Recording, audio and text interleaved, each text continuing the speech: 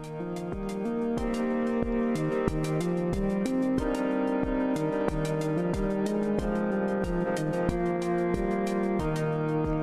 to Internally Guided Life, a podcast to help you unlock a life of balance, fulfillment, and joy. I'm Kayla Sweet, and together we're going to have fun and create change from the inside out. I'm so glad you're here. Welcome back, my friends. Today we are going to be having a really juicy conversation around motherhood. We're going to talk about redefining motherhood, rediscovering yourself within motherhood, and really reframing the way that you interact with your role as a mother. And this is something that I could not be able to navigate on my own, given that I am not a mother yet. So I have a expert joining us today, Brittany Elliott. She is a self-care and mom life management coach. She also has a podcast of her own. She's a speaker and she's the creator of Back to You in 5. I am so excited to hear what she has to share and her perspective on this topic. So we are going to get into it with that. Welcome, Brittany. I'm so glad that you're here. Thank you. Thank you so much for having me. I'm so excited to have this conversation and to be able to really support you in helping the women that you work with that you may not have this connection with. So I'm happy to be like that extended arm as we are aligned in this industry together. So thanks for having me. Yeah, I'm super excited because this is actually the first time that someone's work has aligned so closely with what I do that we're both really in the self-care realm, but with a different perspective because of those lived experiences, right? I am not a mother, so there are certain things I can't experientially understand. And while I can still try to support, I think you're going to bring some real depth and richness to this conversation and to my own ways of supporting people in my practice. And I just can't wait. So thank you again. I know I gave the brief intro to kind of who you are and what you do, but I would love to hear from you. Just take a minute and introduce yourself to everyone, share about the work you do in the world and what brought you here. Yeah, sure. So as you mentioned, I am a self-care and like mom life management coach, and I really arrived at that through my own challenges that I worked through as I came into motherhood. And I found this need to really help other motherhoods or help other mothers navigate their motherhood journey. Because what I found is that a lot of women, they are just so overjoyed and in love with their children, but they don't feel the same way about their motherhood experience. So what I do is I come in and I help specifically working married moms. I help them prioritize their needs and practice self-care in a meaningful way, really so that they can reclaim the joy in the motherhood experience. So we do that through workshops, we do that through coaching, and heading into the new year, I found there was a need to really be able to support women for a longer period of time. So we're launching a actual membership program to where you can actually get ongoing support through Mm. all the ebbs and flows of motherhood because my daughter is 6 now. But when she was like 6 months, that was a way different challenge from like, 6 days. And I'm sure when she's 16, that's going to be something different. So mothers, we really need to create this village of support that we don't have anymore from the olden days. So it looks a little different now, but I help facilitate that. Oh, I love that. I'm so excited for you for this membership opportunity. That will be such a powerful way to create that ongoing support and community. I've worked with kids. I've never had them living in my home, but I can imagine that it is very different from one stage of development to the next. The what they are needing from you, how that relationship looks, what you need to do for yourself to be well cared for within that dynamic. I'm sure there are shifts in that. So how powerful that you'll be able to kind of create space for the ongoing journey. Yeah, I'm excited. I'm really excited about all of it. Just I think for me, not just in business, but as a mom, as a woman, 2024 has really been a year of, clarity and really following like your calling and following that voice or whatever you call it, it might be God, or if you call it the universe, just following that, and just settling into that clarity and that intentionality. There's been a lot of that for me specifically in 2024. So I feel like I'm being like, pulled on a slingshot into 2025, and I'm really excited about how I can help others and how I can support my family and how I can support others in the work. So I'm just so happy. I'm happy. I love that. Yeah, that kind of divine or internal pull that like you can feel it when you're being like guided by whatever you want Yeah. to call it. Yeah. Oh, I love that. Well, you mentioned a little bit that, your own personal experience is what brought you into this work. Were there any like key moments where you realized just how important this was or how your relationship with yourself was shifting with this motherhood experience? Yes, it was very much April 2020. Like I always just remember that so vividly of that being the time where I was like, whoa, I'm lost in this whole motherhood thing. And while I was being a really good mom and a really good wife on paper, I was really showing up for the people who needed me. I was not showing up for myself, and I didn't realize the impact of that until we all got sat down with, the COVID shutdown. And I just literally, Kayla, just was walking past a mirror and just caught a glimpse of my reflection. And I was like, whoa, like who is that woman? And then I went down this rabbit hole of when's the last time I really looked at myself in the mirror? Not just oh, do my makeup real quick or getting dressed, but actually like looked at myself or spent any time on giving myself any type of attention. And for me, just a little backstory on my relationship and how I came into motherhood. Um, my husband and I, we were dating for a very short time when we got pregnant. And so it was just like a huge surprise. And then so we were just preparing to be parents and still getting to know each other in this new relationship. Um, and now, I mean, we've been together 8 years almost, and married for 5+ years, and everything's great. But you have like kind of like a trepidation when something like that happens. So then on our anniversary, he proposed, and then the next week we had our daughter. And then so then it's like I'm a new mom, I'm newly engaged, I'm planning a wedding. And then it's like then the wedding happens, and now it's like, okay, this is great. Now I'm married, but I still haven't processed any of the other things that are going on. So really, I was just rolling with it, just almost like you're in a wind tunnel or like even in a tornado. You're just going with wherever it goes. And I just had never taken a moment to take a beat to really think about how I was feeling, one. And in the moments when I did think about it, my feelings weren't positive, and so I didn't like to sit with them. Mm. And once I had that pause, like that moment where it's like all I had was time to really kind of think and sit with it, I thought, I think I'm doing really well, but I think I'm approaching motherhood wrong. Like, because I was just like, well, there were so many just expectations that I didn't even know that I bought into that I was just trying to live up to. I was trying to be a certain type of wife, and I was trying to be a certain type of mother. And I was just chasing all of these expectations that had just built up over time. And once I got a chance to sit down and work through myself and really reprioritize me through self-care, I started asking my mom friends, like, hey, had you ever felt like this? Like, I got a little bit more vulnerable with them. And they were like, girl, yes. Like, yeah. But they were like, yeah, that's just what motherhood is. And I was like, is it though? I don't think so. And then so I just kind of plugged and played with them. Like, can you try to do 5 minute activities for yourself every day? And that kind of built. And then I just created this workshop that was just ended up being the pilot program for Reconnect and Back to You in 5.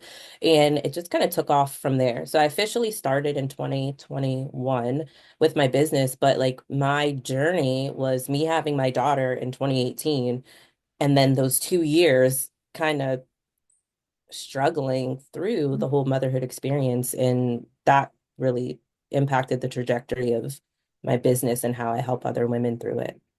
Yeah, wow, that's so many like really major life shifts, role changes, relationships, all to navigate at once. Yeah. And it's interesting the way you describe that, like being in a wind tunnel or something. Like you kind of just got blown away from yourself over time and didn't really realize until you had that moment of, oh, when was the last time I, really spent time with myself or, loved on myself? Because you were showing up for all those other relationships and those dynamics that you were adjusting to. So I could imagine how that would happen. And I mean, I see that with people in other transitions too, Hmm. marriage, engagements, new jobs, all of these things bring up, different expectations for us, but throw motherhood into the loop. And that's like such a defining role that women get to play. So yeah, so powerful. Um, when you're reflecting back on your story, was there a moment when, I guess, when did you start to shift the way you thought about motherhood as a relationship rather than in an identity? This was something that came up when we first talked that really struck me. I think the way you speak to this is really powerful. So I'd just love to hear you expand on that a little bit.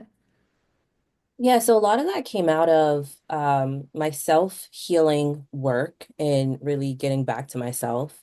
And then also through the business, working with so many other mothers and understanding the theme of what they were struggling with. And a lot of it was just like, I don't have enough time to do everything. And I'm overwhelmed, I'm exhausted, I'm frustrated, I'm resentful of my spouse because they have all these things that they can do that I can't do because I'm a mom.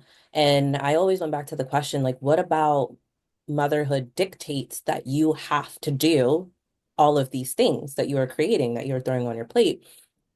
And it really led me to this concept of motherhood really being a three-part, like it's a trifecta of motherhood. It's a relationship, it's a role, and it's a responsibility. And I have Mm. not met many women who struggle with the relationship part of motherhood.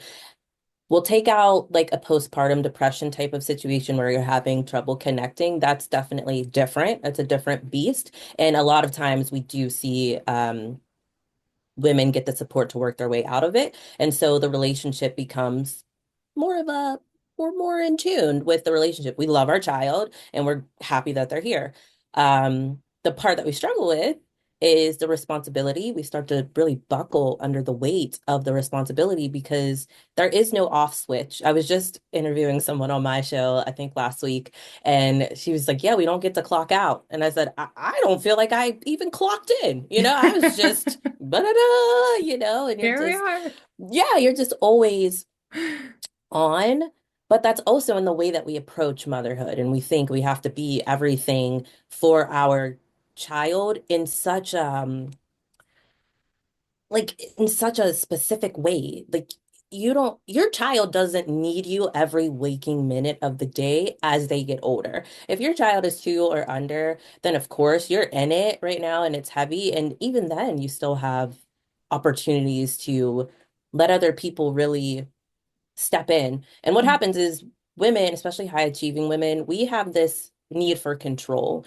And motherhood throws all that away. Like you can't control any of it. No parts of the motherhood experience can you control. You can't control pregnancy. You can't control what kind of kids you're going to get, any of that. And so when I started to really work with women to, okay, how are you doing with your relationship part, the relationship with your children? Oh, we're good. Okay, that's cool. How do you feel about the role? Like, how do you feel about motherhood and the societal expectations that come with motherhood, the expectations that you put on yourself? How would you define your duties as a mother within that role?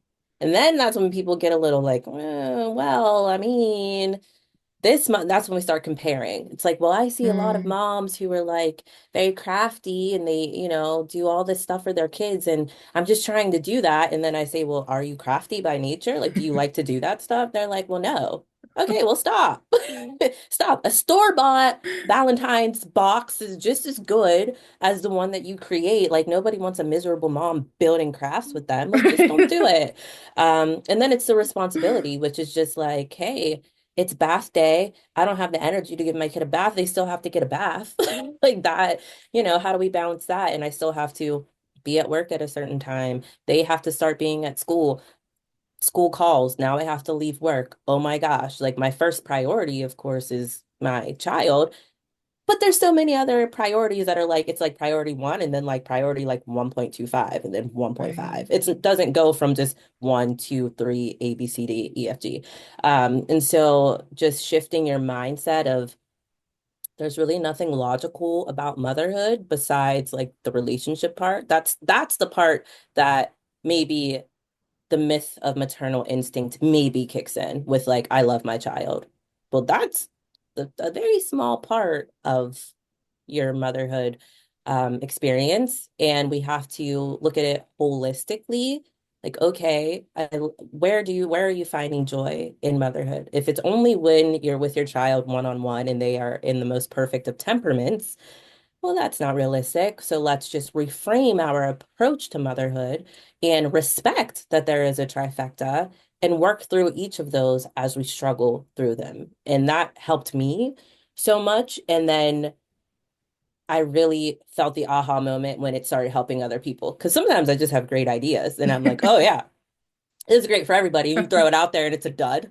And I was like, Right. okay, keep that to myself going forward. But this one, people really just seem to gravitate to it. And I think that just kind of hit the nail on the head with it, not to be like too gloating too much about myself, but I'm going to take a little credit because I haven't found too much else about it. And like, I think that's the thing that women have been trying to articulate for years and years and years that the part that's so challenging is not the relationship. I love my child. It's like this other junk that comes with it Mm. and help me balance that. And that's what I do. Yeah, I love that. It's like the three R's of motherhood. Yes. Relationship, responsibility, and role. And role, I mean, man, that one, I can only imagine with motherhood, but with any role, I mean, there's always these complications that come when there's a label put on how we're existing and the expectations that we see, what we see in the media, what we see from, in this situation, other mothers. But people do this with their work. Oh, well, this person shows up in this way and is always available. And so I should be too. If they can do it, so should I. Like we compare ourselves and we layer on these expectations that are either unrealistic or, like you said, maybe just not aligned with who we really are. Like I Yeah. guess moms are being crafty, so I need to hand make everything, even though I hate it. Like, Yeah. yeah, It's, it's like a form of insanity in a way. And I always try to tell moms oftentimes that the things that we experience on a biological level, like with the chemical changes that happen through the pregnancy experience, and then the postnatal things that happen to us, it's neurological, and a lot of it, the reason why it's not considered like a mental illness is because a child comes out in the process. Any other person who didn't have like a kid and was spiraling or having these thoughts, having these worries, feeling this kind of way, and just being so in their head, um, they would be, I won't go as far as saying institutionalized, but they would be recommended to get care, get mental health right. care.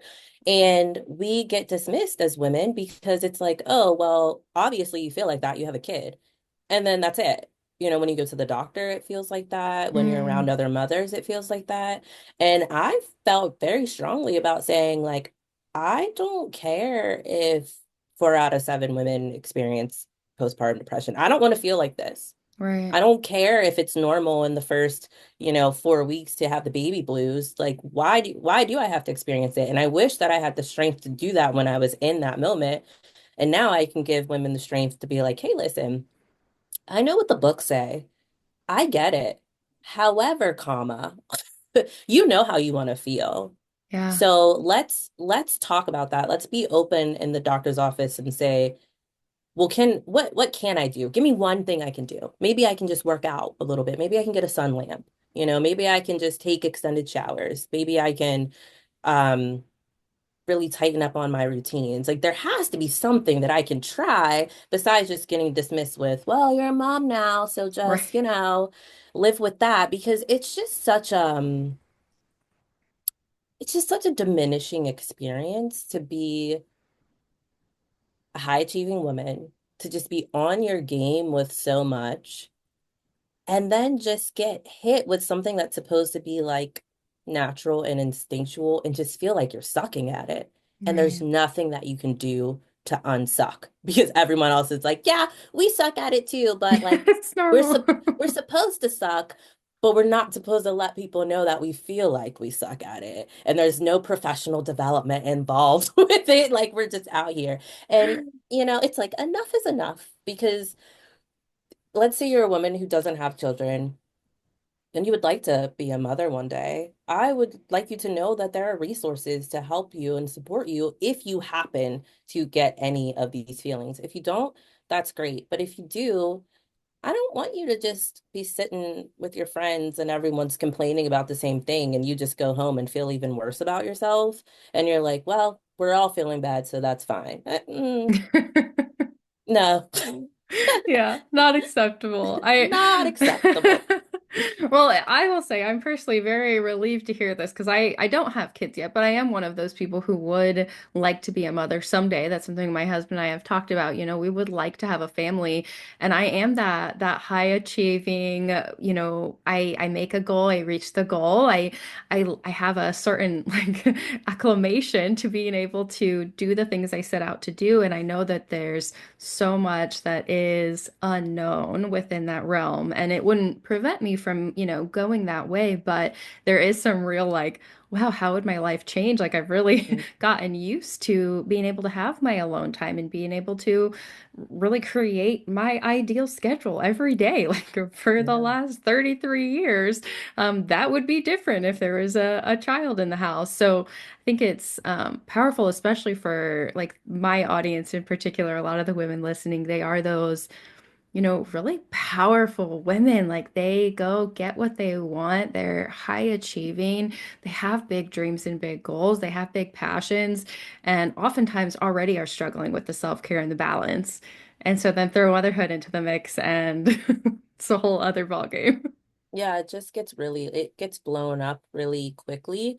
And, we live in this social media age now where everything just looks so perfect because everything is so scripted online. Well, not everything, but it's hard to find the things that aren't scripted, right? And I'm always like pining for realness, which is partially how we got connected and Hmm. just like, yes, this is real stuff that we can use. And I know that women who are just like powerful women and just top of their game think that, and this is one of the things that gets us off our game. We go into motherhood thinking we'll handle it like we handled everything else. And we are overconfident. Now, it's fine to be overconfident in an interview. It's fine to be overconfident when you are starting your business. But I will tell you, fake it till you make it does not work in motherhood. It really shouldn't be working in life, but we're women. We take the crumbs of what we can get with advice and we put it together, but it's not going to work in motherhood. And so a lot of times we set ourselves up for disappointment early on. And then as soon as we don't meet a metric, or we go to the doctor and the baby's underweight, or we go to the doctor and the baby's not doing what they're supposed to do, or the baby doesn't latch. Oh, I'm a horrible person. I'm not good at this. It's like, but motherhood is not a business. Everything else in your life you can run like how you were in college, how you are in business, how you are in your role, even like how you are maybe in the relationship that you have with your spouse. Motherhood is a different beast that none of us are prepared for. None of us are trained properly for it because, we're still sold the lie that things will just kick in and we'll know what we're Right. doing. And we, as high achieving women, keep a lot of stuff close to the chest. Like, we just are not talking about our feelings. Even if we're like very, very excited about all the accomplishments that we have made, we still don't talk about our struggles enough. Like, Hmm. how hard it was to get here, or how people talked about us, or how we lost friends climbing the corporate ladder and things like we're not talking about that, or how when you come in to maybe a new position and people see like all of your accomplishments that you had, how your resume looks, they're already saying, oh, she must be this type of person. She's probably going to just step all over you. Hmm. Just the women, the pressures that society puts on women and how sometimes society seems to hate women, it just gets exacerbated when we have a child. And nobody can be prepared for that. So I would say, like to your point about women who are listening who may want to be mothers in the future, like you need to start finding your support systems for that now Mm. because no one can prepare you for what's about to happen except for a mom like me and other women. Like there are a lot of other mothers who are in this self-care space where we are talking about, the muck of motherhood, like the challenges and the overwhelm and the barriers and all of that stuff. We're talking about the joy too, but we're talking about it in a very realistic way. Right. You need to find us so we can tell you, okay, pump your brakes before we start having all these gender reveals and baby moons and all that stuff. It's going to be great. You're going to love it. But when the real task of motherhood comes, remember that it's a task and we're like learning. When you're a mom, when you have a child, you are reborn as well. So you're on a clean Mm. slate. You know nothing that you think that you know, and you have to be comfortable with that. Mm. Yeah, that reminds me of something that you had said when we first talked around the lines of like the things that have worked for you before aren't, they might not like keep working.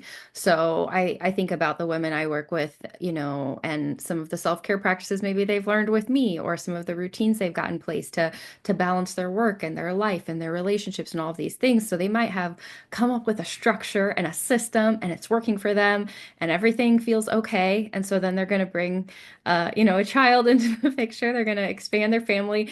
And I think, like you said, maybe there's that overconfidence. There's that expectation that, well, I've already got this figured out. We're just going to add an addition and go on. So we've created this nice ecosystem here.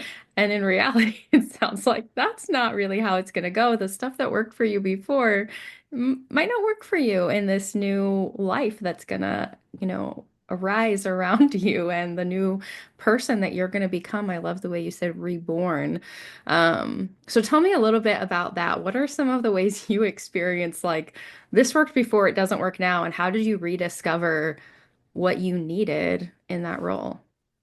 So much of it is just balancing my daily routine too, because as my daughter reaches new milestones, whether it was like when she first started crawling or walking or started going to daycare and then pre-K and all that, I remember going to the doctor and they're like, oh, she's this tall, she weighs this much, and she's achieved this milestone. And I'd just be sitting there like, well, what about me? I was there, like she's 3 months old. I've been a mom for 3 months. She's 2 years old. I've been a mom for 2 years. Like, I'm Yeah. not getting any like accolades for the time that I'm putting in to figure out how am I going to make it to work on time when I have a child who didn't sleep all night and I still have to show up to the office and still have the same energy level, or this is what I thought, right? I Mm. still have to show up in the same way. I still have to have the same productivity levels and do all this stuff and kind of like pretend that I'm not impacted at all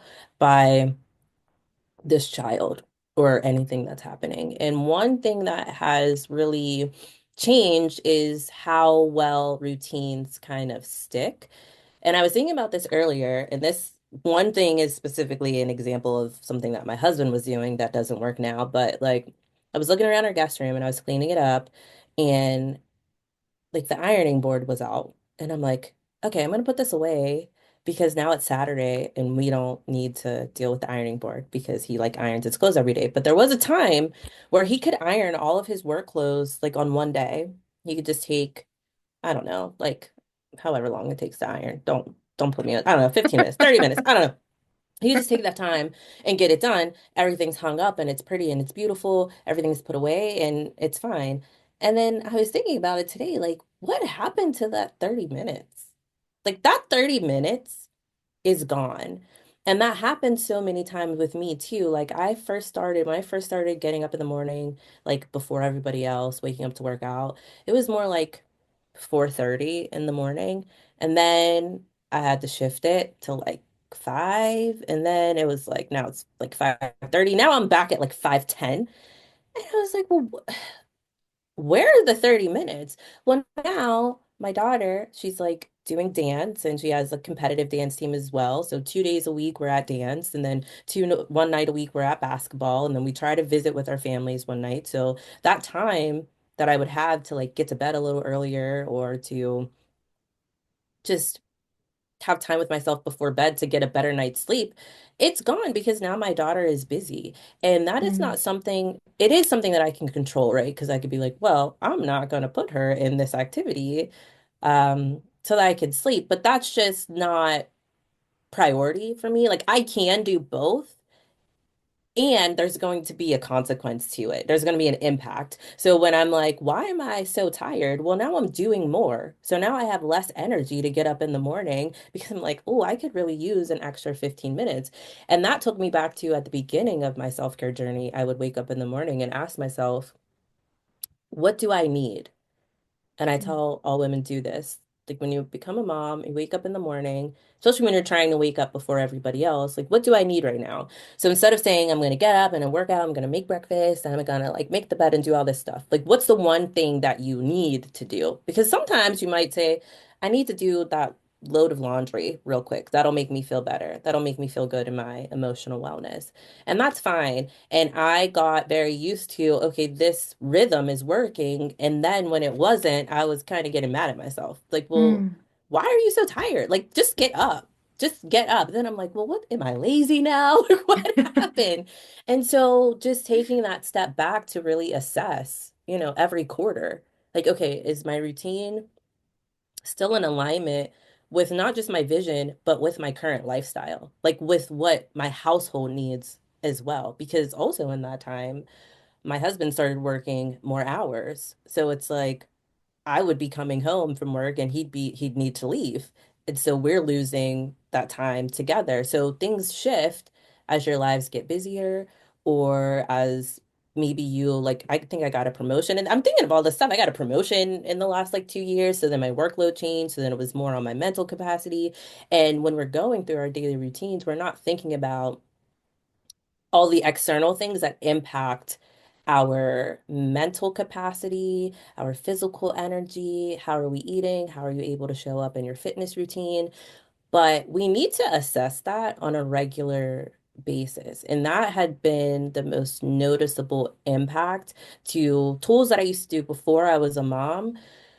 It's like I know what time I need to be places. I know what time I need to go to sleep. I pretty much know what my energy level is going to be every day. But then when you throw a kid in the mix now, it's like sometimes bedtime routine for her can be 15 minutes. I'm like, oh man, that was easy. She just like went down. Even now when she's 6, oh, she went down fine.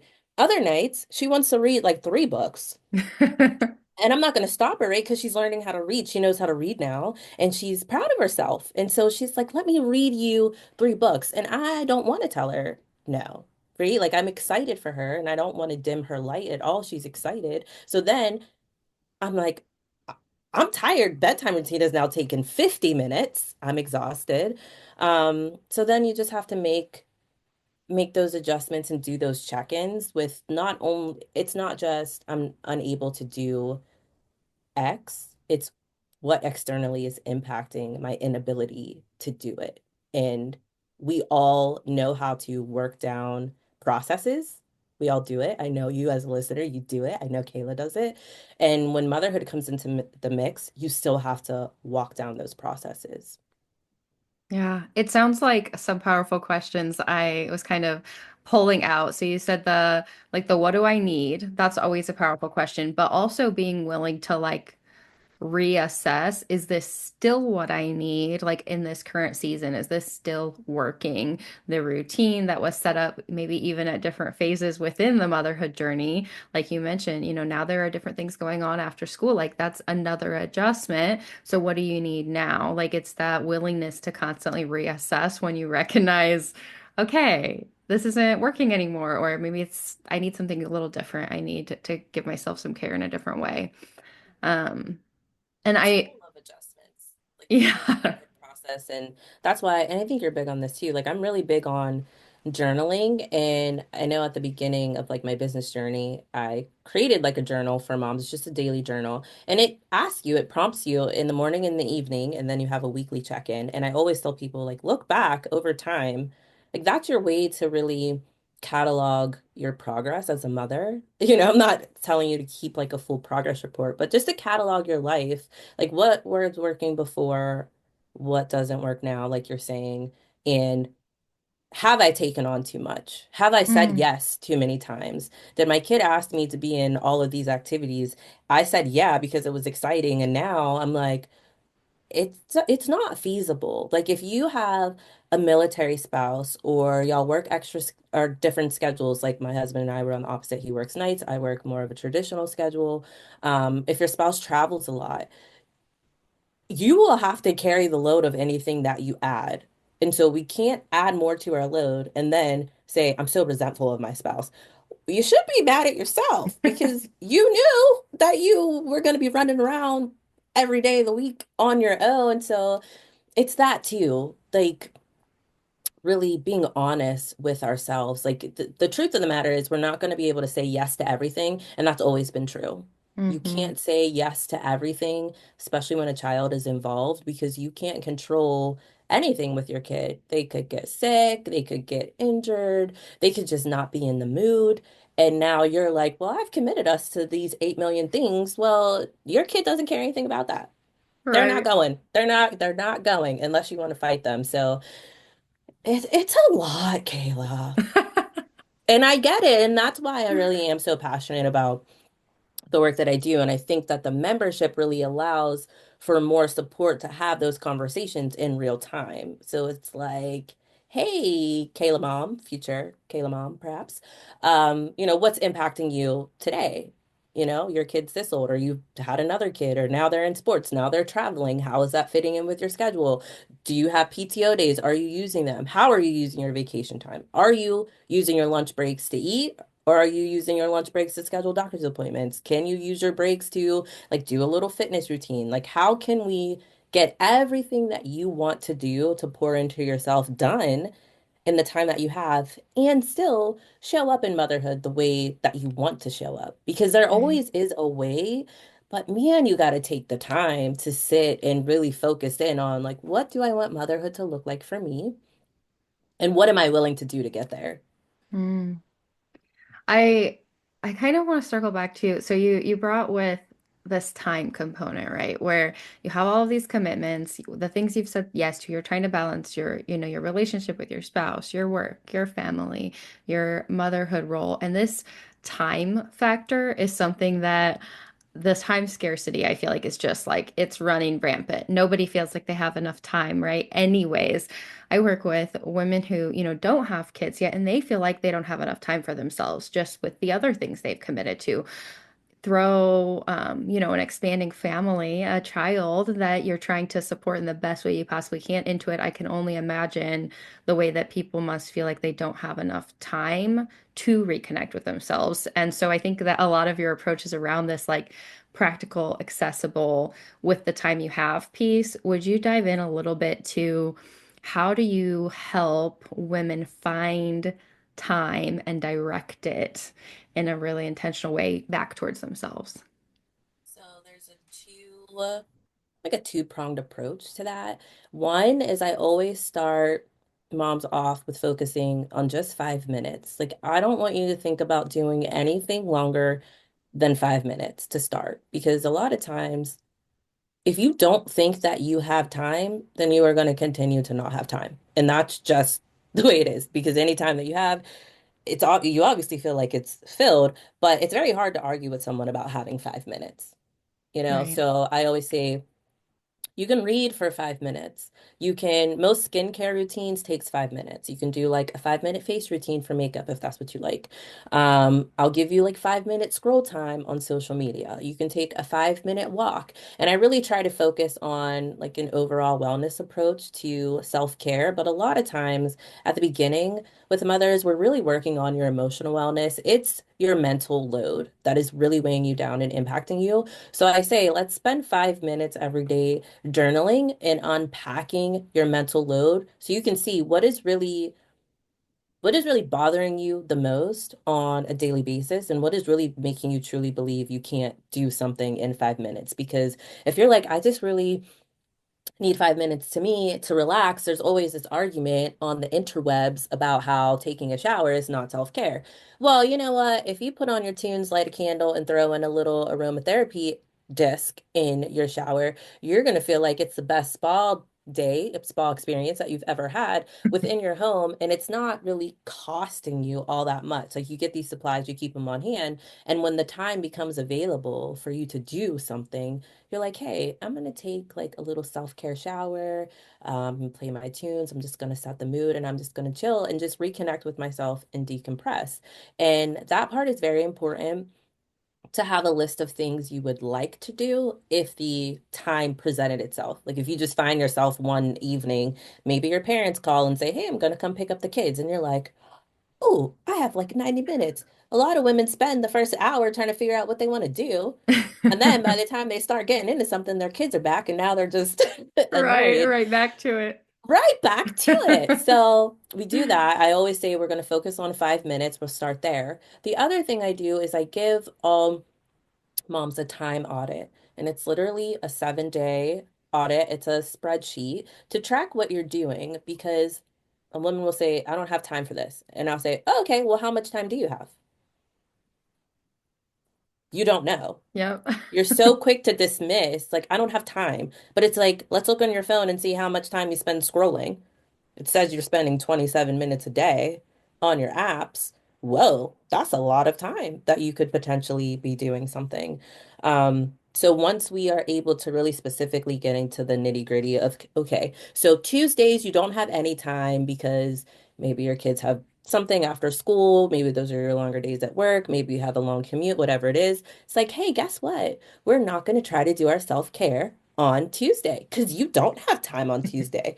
But look at this. Thursday mornings or, Thursdays at 3, looks like you can pop in like 15 minutes of something here. What would you like to do? Or Mm, even um, being more intentional about the things you do regularly, like coffee. We had our whole conversation about how I was like, I'm going to be a couple minutes late. I got to get my coffee. It's like, can you prioritize drinking your coffee while it's hot, even if it's just something that you do in the morning? You might think, oh, this is just what I do. I grab my coffee and go. Can we make our coffee time important to us? Really mhm, see it as how beneficial it is to our self-care, to our overall wellness, to us reclaiming joy in our life? Can we, instead of getting the kids all their food and we sit and we make like a quick peanut butter and jelly, which I love peanut butter and jellies, but now when I make them, I'm like, you know what? I'm gonna get me a plate. I'm gonna plate it. I'm gonna sit down, and I'm just gonna really like spend my time enjoying this instead of treating myself as if I'm a machine mm, and just like, I'm just gonna eat because I have to. Can we eat because we want to enjoy our food? So there really is mindset work, of course, that goes along with it. A lot of it is that because as high achieving women, we are on go and we have created systems that maximize our productivity. And so we will eat on the go. right. We're driving, we're on a meeting, and we're eating. But that stuff, when motherhood comes into play, burns you out because you're just Mhm, like, I'm just going from this to that to this to that. When there's no kid involved and your priority is just like climbing the ladder, building your business, just, socializing, you will just run your battery down because you'll know, oh, I can sleep extra on this day, or I'm going on vacation next week and I'll be fine. Well, now you have a kid and you don't have all those opportunities to like bounce back. So we mhm, have to take advantage of doing simple daily self-care within the confines of the schedule that we have. And for people who commute to work, one thing that I really love is to find like a scenic route that you can take home. Like instead of like getting on the highway and dealing with the stress of like rush hour, it's going to take you extra time, but can you like find a really like pretty scenic route where maybe you can see the sun going down or the mm, leaves changing, and like you don't have to be like, oh, they're trying to cut me off or whatever. Just you can kind of right. decompress on the route home. That way, when you get home, you're like, oh, I didn't just like struggle my way through this big city traffic, and I feel like good to walk in the house and love on my family. So it's just getting creative with your Yeah. self-care is important. Yeah, and it sounds like I'm hearing like tapping into the importance of some presence and mindfulness. I know my mindset work, I feel like that's just like living, right? Like if you want to keep Hmm. living, growing, you want to be happy in your life, you got to do the mindset work. But I'm also hearing a lot of like appreciating those moments and like having the intentionality around those moments that could naturally arise, those moments in the shower, the moments with your coffee, the drive home if you have some intention with that to make it as nourishing as it can be and actually be with that moment rather than rushing through it or like the cortisol is rushing Yeah. through your veins because you're going through the rush hour traffic and you're trying to get to the next place as fast as you can, like allowing yourself space to be with those moments. Yeah, I'm sorry, I just burped. Y'all, I'm sorry. I just burping out my coffee. But my podcast is called What Self-Care Looks Like, and I really did want to take a step back and kind of challenge what our expectations of self-care are. Self-care, it's not like brunch with the girls on Sundays. It's not that weekend trip. It's not like these big plan, like luxurious things. They're great. Like going and getting a massage is great. Mani pedis, who doesn't like love them? I mean, I don't love them, but like who doesn't want to go and get pampered? But realistically and practically, that's not something that you can do every day. It's not budget friendly, and we're not going to be able to get the fill that we need from giving, giving, giving, giving, giving to the demands of everybody who needs us by doing something once a week or once a month just because it's this big thing. I categorize some things as just upkeep or maintenance, but not specific to like my wellness. So really changing the way that you see self-care, to your point with the mindset piece, is a huge shift that sometimes is hard. Like I get a lot of pushback from that when I'm like, you sitting down and putting your phone down and just sitting and eating with your family and like listening to what they have to say, that was your self-care for today. Mhm. That was it. And you need to appreciate it as your self-care for that day. It's like, well, Mhm. yeah, but I mean, wouldn't it be better if, we all would have been traveling? I don't know, because when I travel with my daughter, my stress levels are here because it's like, where are we going? This is a new place. Is she gonna like the food? What's gonna be, I don't know, like where are we gonna have to stop? What if we run out of gas? I'm thinking about so many, I'm mothering in the moment when my child is with me. And so I'm like, I don't find a ton of joy in traveling with her because I'm just like on all Yeah. the time. But if we're just creating a space of creativity and fun and joy within our home where I can relax, or like, at family's house or a friend's house. Like just last night we went and did like gingerbread houses, and I had never been to, it was a friend's of a friend house. I had never been there before, but I still felt really comfortable and there were kids playing and I'm like, this is great. I prefer that than to just like drive out to a Christmas tree farm and do all that, because now I'm just like, well, who are these strange people here? What if there's a predator out here? Like, there's just Right. so many things that we think about. So we think we want more out of our experience. And then when we get the more, we're struggling. And it's Mm. because I think a lot of us truly do appreciate the simplicity of life. And it's such a rarity that it's that overachieving. We're like, yeah, but I can do this. It's like, yeah, but does it bring you joy? Mm. Yeah. Yeah, I think part of it is this like societal pressure piece too that we've spoke to a little bit, and I want to just kind of dig into that a little more in this last bit of this episode. So I think about the way that society shows us what self-care is supposed to look like, right? Like that's where we get some of these images. It also shows us what our time with our family is supposed to look like, right? Like these really picturesque, really elaborate, fancy things that are a whole production that, like you said, in the moment when you get it, it usually doesn't feel as glorious or restful or nourishing as we thought it would, as how it looked on the movie when we saw them do it there. And a lot of that is it's just those societal pressures, that societal conditioning. So we get it around self-care, we get it around being women, period. And then Mhm. there's this other layer that's added in that you mentioned earlier in the show around motherhood and the way that those expectations kind of compound.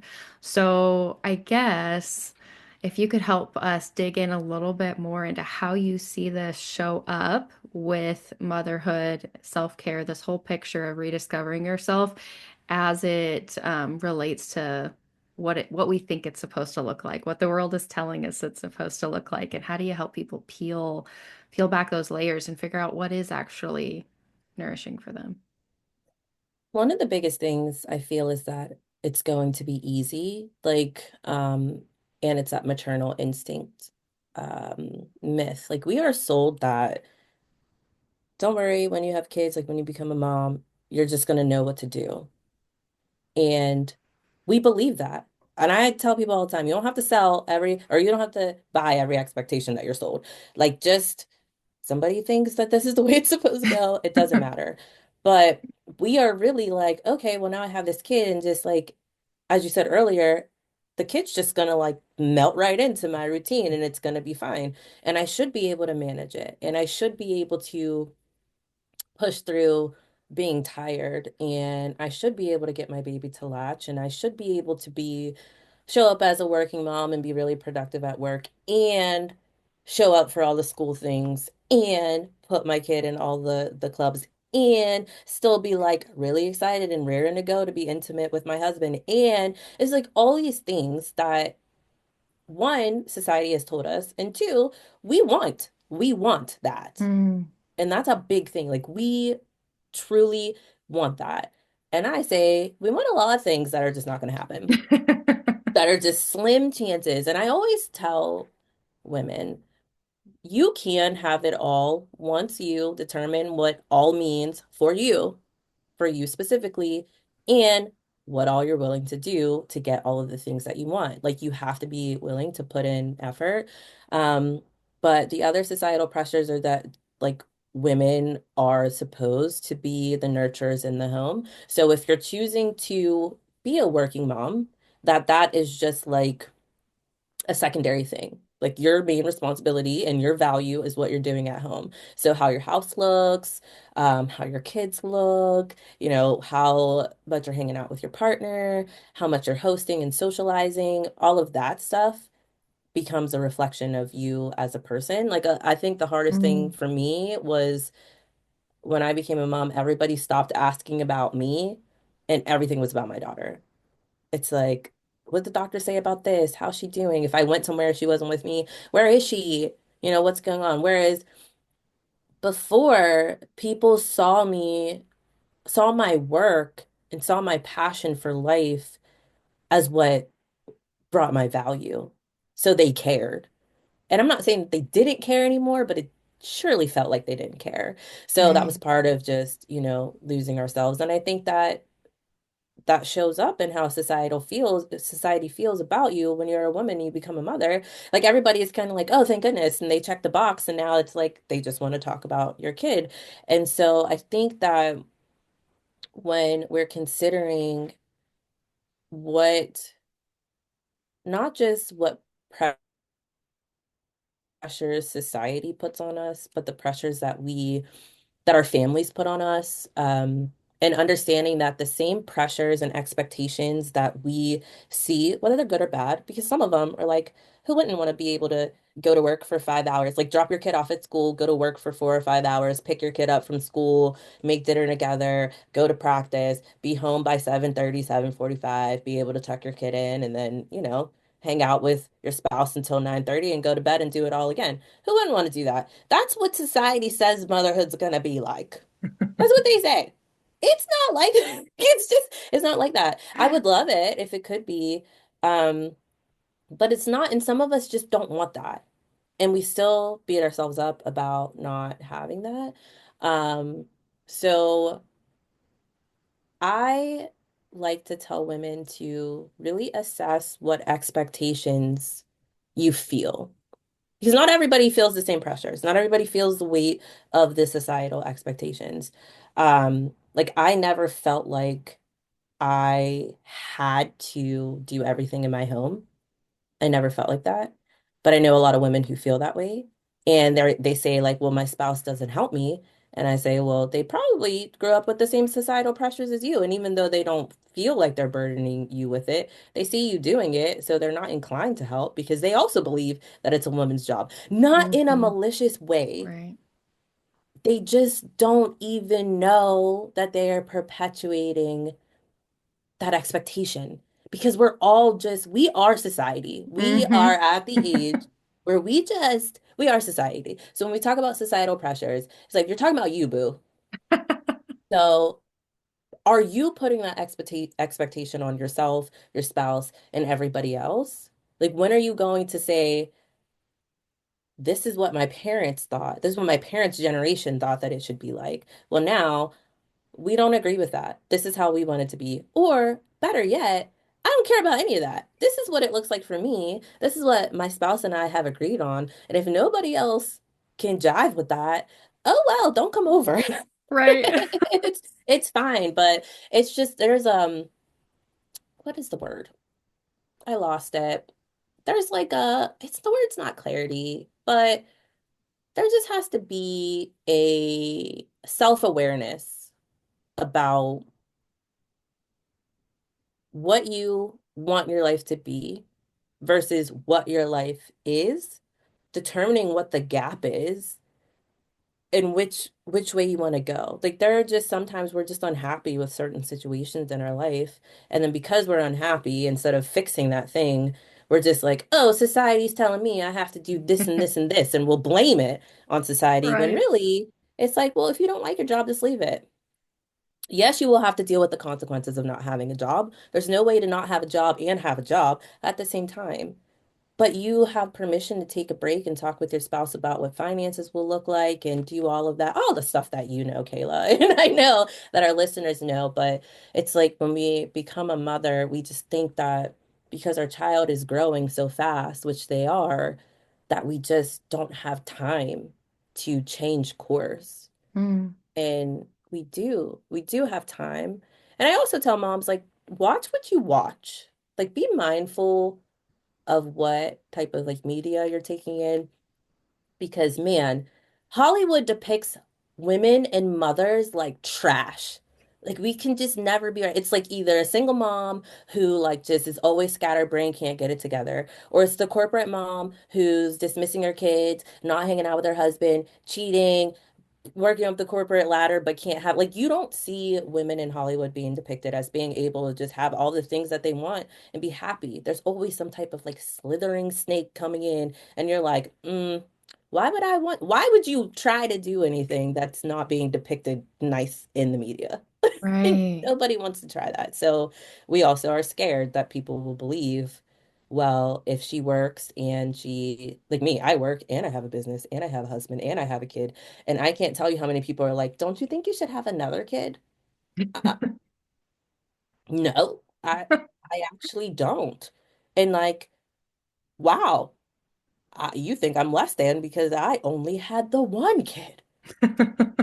How dare I? So it's just one thing I choose not to buy into. Like people do think I should have more kids. Society would say I need to have more kids. Don't you want to have a son? Because don't you want your husband to have a son? I don't have any control. I'm having a son. Right. Oh, oh, I'm not doing that. What if I die? What if I go ahead and have another kid and I die? Then what? Right. No one cares about that. Okay. I feel like you just hit, okay, so many things. I'm gonna try to recap some of the like biggest gems in that last piece there. So, one thing that I appreciate about you, and I've heard this throughout the show, but like you're very good at reality checking and helping people to measure, like, okay, that's nice, but is that the reality we're living in? And then two, like, owning your power, the personal accountability and responsibility, even if you grew up in a particular society or you grew up with certain family expectations, or you saw your mom and dad in certain roles and you saw families operate that way, we're at a point in our adulthood where we also get to evaluate and choose. And we have a responsibility to do that. We can't just play the victim in our lives, like, oh, this stuff is happening to me and I have no way out, and the world wants me to be this way, and so I'm just at its mercy. Like, no, there's a choice here. And it might take some effort, it might take some work, it might take some support from your community, from professional support, a coach, but you can do it and you have this responsibility to yourself if you want something different than the way you're feeling and the way you're living. So I just love the way that you kind of naturally bring those things into the way that you show up. Like I can feel that about you, that you just believe that if people want something different, they have the power to do that. And it's so true, but so many people feel powerless in their lives. So I just wanted to touch on that for a second. Thank you. I like that recap. That was really nice because that is how I feel. And I'm always walking the line of I don't, it's really like I bring the accountability and I also bring empathy because I get it. It's it's easy for me to be this far along in my process, in my self-care journey and in my motherhood journey, and I feel so comfortable in it. And I feel strong in it. I feel passionate in it because I know like the 180. I know what I felt like before and how I did feel powerless and I was just unhappy. I just felt like, wow, my daughter is gonna grow up and be like, man, my mom was like not always in a good mood. Like, why would I want to be a mom? You know? Because I really didn't want to be a mom. I saw my mom be stressed out. Mm. And so I want to show my daughter joy and happiness and strength. I want to show her that a woman is not just mom. Like I want to show her I'm not just mom, you know. I'm Brittany. I have these other things going on. I want her to see me as a full and whole human. And I know that I have to see myself as a full whole woman first to be able to model that to her. So if we keep fueling these unrealistic expectations, treating ourselves like machines, believing that we have to sacrifice every part of ourselves in order to nurture our child, if we keep believing that, then we will just act in step with that, and that will be our results of life. So if we can just take back even a little bit of that control, and like you said, Kayla, with the support of a coach or a community, or just being willing to even talk to your partner about it, like, hey, I feel like this and it sucks, then we will work toward creating that society that we blame so much. As we step in and become that, then kids coming up behind us, or even the youngins coming up behind us, will be like, you know what? Now society says I can do this however I want. And Mhm. I saw a guy talk about a man on Instagram. He did a reel and he was like, you know, people like every 100 years, like the whole human body like changes basically. Like you get probably less than 100 years, but about that time. Whenever you're born, you're just born with all these people who are in the world. And those are the people that you can get. And all you can do is work to leave it better than you found it for the next wave of 100 people. And I was like, yeah, I'm just trying to make the next wave of mothers feel more joy in their motherhood experience so that the wave after them could feel even that much better about it.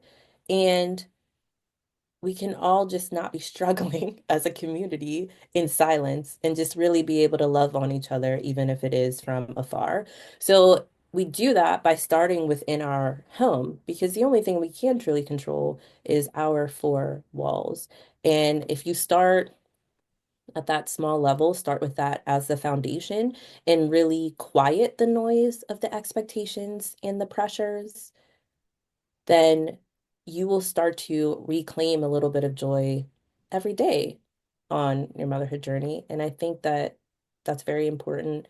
And it's also simple to talk about. And I understand that in practice, it can be a struggle. So find me. Let me help you. I'm here. Yeah, I was gonna ask, like, what are some things people can do? But you kind of answered that with that last like recap as far as focus on what's within your four walls. Like, what do you want this to look like for you? What are the agreements you're having within your household? How do you reassess like the messages you've been sold and what you actually want from your life? So I think that that's a powerful place to start. But do you have other things you want to share, just kind of in conclusion as we wrap up? People that are listening, maybe they're on their motherhood journey, they're feeling some of this messiness, some of the stress. Um, what are some closing thoughts for them? What would you hope that they know and take from this episode today? Number one, that whatever you're feeling, you are not alone. No matter how wild you think your thought is, at least 100,000 other moms probably have felt it. There are like, I don't know, 70 million moms here. Like 70 million moms, I think just in the US. Um, or 7 million. There's a lot of us, and we are all feeling some type of disconnect from who we were before. And we want to feel bits and pieces of our old life, like of our pre-motherhood life. And we're not giving ourselves enough permission to go after it because we think that if we do this, if we prioritize our own needs, then that equals neglect for our child. And so just know that that is not the case. All of these things can be true at the same time. You can be prioritizing your needs, prioritizing your self-care, and still be showing up as a great mother, a great spouse, a great daughter, a great sister. It's all connected. So that's number one. Simplify how you think about self-care and really remember that it is those simple daily 5-minute activities that you can do and show appreciation for yourself. Show yourself forgiveness for anything that may have happened. Not all of us become mothers in this great, glorious way. Not all of us have been with our spouses for years and then we planned on being pregnant and then we tried and then we got pregnant and then everything was great. You know, some of us came into motherhood like me and I was like, oh my gosh, I'm surprised. I hope this works out. Oh my gosh. Some people maybe didn't want to keep their child and were forced to keep their child. Some people were like really, really trying for a long time and then they get this child who has like this temperament that they just feel like they can't control. It's just motherhood just looks so different for all of us. So forgive yourself for anything you feel like any misstep that you had. That's very important. And be open to having the life that you really do envision for yourself. And do remember all the tools that you have from your higher achieving life. Like, understand that you have to put in time, you have to take the time to learn something new, understand that you can do it, you are capable. Dial it back from social media, do a social media detox, like, get in front of some real moms and have some real conversations. I definitely equate it to when you're in college or you're entering the workforce, people are like, find a mentor, do all this stuff, ask them all the things you want them to know, ask them to walk you through their day. Do that with a mom. Be like, hey, how are you doing this? Like a mom that you see that you feel like, oh, you seem to have it all together. Like, how are you doing this? You may learn that that mom that you think has it all together actually has like a nanny or, you know, like some, all these resources and support that you just don't have. So now you're aspiring to be like them, and you're like, oh, wait, I'm a couple steps behind because their mom is their neighbor, or they have a live-in nanny, or, you know, their spouse doesn't work and Right. they're just at home. And so we have to get a little grittier and get a little more inquisitive with other moms. It's not just about the picture. It's like, how was the picture painted? Give me the details. Let me know what's going on. And don't be afraid to ask that. If you meet a mom who's like a little catty and she doesn't want to talk about it, find a new mom. We've been women our whole lives. We know there's some that you just don't jive with, and that's Yeah. fine. It's the same as mothers. Like, find one that you jive with. Um, so I hope that answered the recap. Yeah. Yeah. I think you gave a lot of, yeah, find some community and be gentle with yourself, redefine self-care, forgive yourself. Yeah. There were a lot of powerful messages in that. It was perfect. Hey, thanks. I do better when I'm on the other end and I got my notes and my prompts and it's so different when I'm getting, you know, and when I'm a guest, because I'm like, oh, there's all these things I want to say, and like all these things that I want to make sure that I'm articulating. And then the humanness comes out, and I'm just like, this is how I feel. Yeah. These are the words that come to me, and I hope that you feel them too.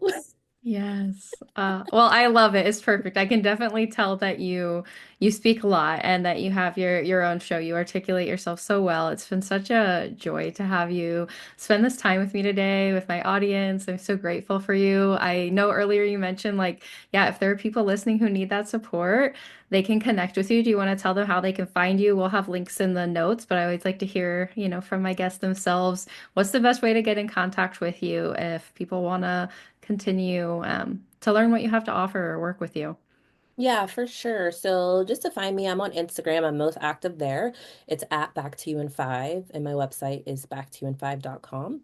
And the podcast, like I mentioned, it's what self-care looks like wherever you enjoy your podcast. I'm on YouTube, Apple Podcasts, Google Podcasts, Spotify, whatever, wherever the podcasts are podcasting, I'm there. And I think that, the podcast is a good start because you kind of just get a little bit of my flavor and like what I kind of focus on and what my themes are around self-care, and then my website for all my resources. I have a mixed bag. It's like there's paid resources, there's free work resources. I have workshops that I do live sometimes, but um at my core, y'all, I'm like this gal who's out here who just thought my life would go one way, and I ended up with this other life that I really do love and enjoy.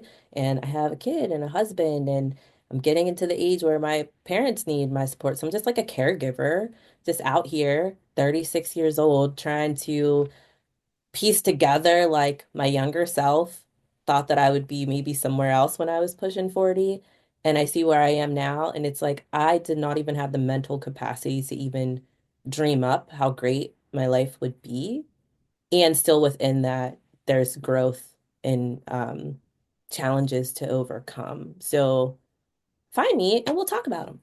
Yes. I love it. I think that's every entrepreneur will relate very much with all of that. Like, don't know how I got here, don't know, like everything just kind of happened and here we are and we're doing our best. And sometimes the things you can't imagine are so amazingly beautiful. Like you said, you don't always have the capacity to even imagine where you could be. And I think that's relevant in business, in life, and in motherhood. So I think that's a great place to end our conversation today. Thank you again. Thank you all for listening. I hope that you found something you can take away, whether you're a mother or not. There were some powerful pieces that I hope that you can internalize, spend those times with yourself, those little 5-minute pieces in your daily life, and care for yourself, nourish yourself, make sure what you're doing is working.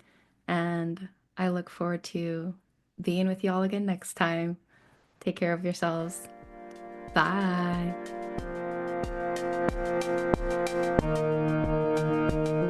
Thank you for listening. If you want more resources on thriving in your life or want details on working with me, check out my website at internallyguidedleadership.com or follow me on Instagram, Facebook, or TikTok at Internally Guided Coach.